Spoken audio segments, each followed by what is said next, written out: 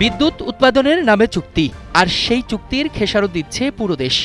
লাভের হিসাব মিলছে কিছু গোষ্ঠীর খাতায়, লোকসানের বোঝা বইছে রাষ্ট্রীয় বিদ্যুৎ খাত। ভারতের আদানি গ্রুপের সঙ্গে করা বিদ্যুৎ চুক্তি, যা এখন জাতীয় স্বার্থ বনাম কর্পোরেট সুবিধার প্রতীক। এই চুক্তির কারণে বাংলাদেশকে প্রতিবছর অতিরিক্ত দিতে হচ্ছে 4,000 থেকে 5,000 মিলিয়ন ডলার, বাংলাদেশি মুদ্রায় প্রায় 6,000 কোটি টাকা। বিদ্যুৎ ও জ্বালানির দ্রুত সরবরাহ আইন পর্যালোচনা জাতীয় কমিটি এই চুক্তিকে বাংলাদেশের বিদ্যুৎ খাতের সবচেয়ে খারাপ চুক্তি বলে অভিহিত করেছে। কমিটির করা প্রতিবেদনে উঠে এসেছে, এই চুক্তির সঙ্গে জড়িত 7 থেকে 8 জন ব্যক্তি অবৈধ আর্থিক সুবিধা নিয়েছেন। চুক্তির নির্দেশনা এসেছিল সরাসরি সাবেক প্রধানমন্ত্রীর কার্যালয় থেকে। 2015 সালে পিডিবির লোকসান হয়েছে 5,500 কোটি টাকা, যা 2025 সালে দাঁড়ায় 50,000 কোটি টাকা। ক্যাপাসিটি পেমেন্টও বেড়েছে 20 গুণ। এদিকে বিদ্যুৎ উৎপাদন বেড়েছে 4 গুণ, কিন্তু বেসরকারি বিদ্যুৎ কেন্দ্রে অর্থ পরিশোধ বেড়েছে 11 গুণেরও বেশি। এখন উৎপাদিত বিদ্যুতের বড় অংশ 7 থেকে 9,000 মেগাওয়াট ব্যবহার হয় না।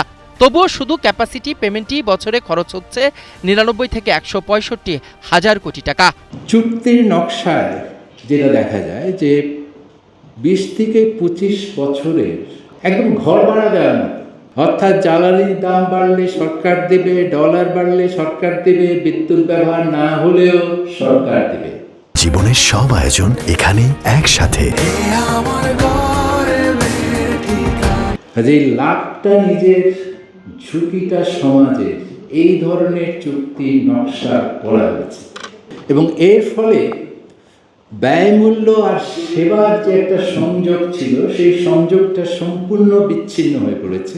তাহলে এখানে যে দুর্নীতি হয়েছে, এটা তো মোটেও অবাক হবার কিছু নয়, কারণ আমরা এমন প্রতিষ্ঠান তৈরি করেছি যেটা দুর্নীতিকেই আকর্ষণ করে। আমাদের এডুকেশন কমিশন কাজ করছে, আমরা ওদেরকে সব মেটিরিয়ালস দিয়েছি, আমাদের ডিসপোজাল যাচ্ছে। এখন ওটা করে দিয়ে ওরা দেখে যে primary case has been made out against the concerned অফিশিয়ালস and the top brass of the government, they will definitely be charged by the Anti-Corruption Commission. আদানির কাছ থেকে বিদ্যুৎ কেনা হচ্ছে শুরুতে 8.61 সেন্টে, যেখানে একই সময়ে ভারতীয় গ্রিড থেকে বিদ্যুৎ কেনা হচ্ছিল 4.46 সেন্টে। পরবর্তীতে এই দাম বেড়ে দাঁড়ায় 14.87 সেন্টে, প্রায় দ্বিগুণ বেড়েছে। আমরা এত টাকা দিচ্ছি কিন্তু অর্ধেক আমাদের পাওয়ার ক্যাপাসিটি কাজই করে না, আইডল বসে আছে। আপনি এটা জিজ্ঞেস করতে পারেন যে আমার যদি এত পাওয়ার ক্যাপাসিটি আইডল পড়ে আছে, আমরা আদানি কাটলে ক্ষতিটা কি? ক্ষতি, কারণ যেগুলো আইডল পড়ে আছে সেখানে কোনো জ্বালানির সরবরাহের কোনো ব্যবস্থাই নাই।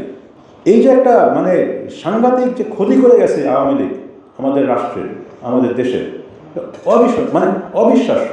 তো এইগুলো শুধরাইতে সময় লাগবে, কষ্ট হবে, কিন্তু যদি আমরা 2-4 বছর কষ্ট করি আমরা এখান থেকে বেরোয় আসতে পারবো। আমরা যদি কষ্ট না করি, সহজ পথে চলি, এক পর্যায়ে গিয়ে পুরো দেশ ডুবে যাবে। 86% যদি আমার পাওয়ারের দাম বাড়ে, আমার শিল্পায়ন শেষ হয়ে যাবে, আমরা সবাই শেষ হয়ে যাবে।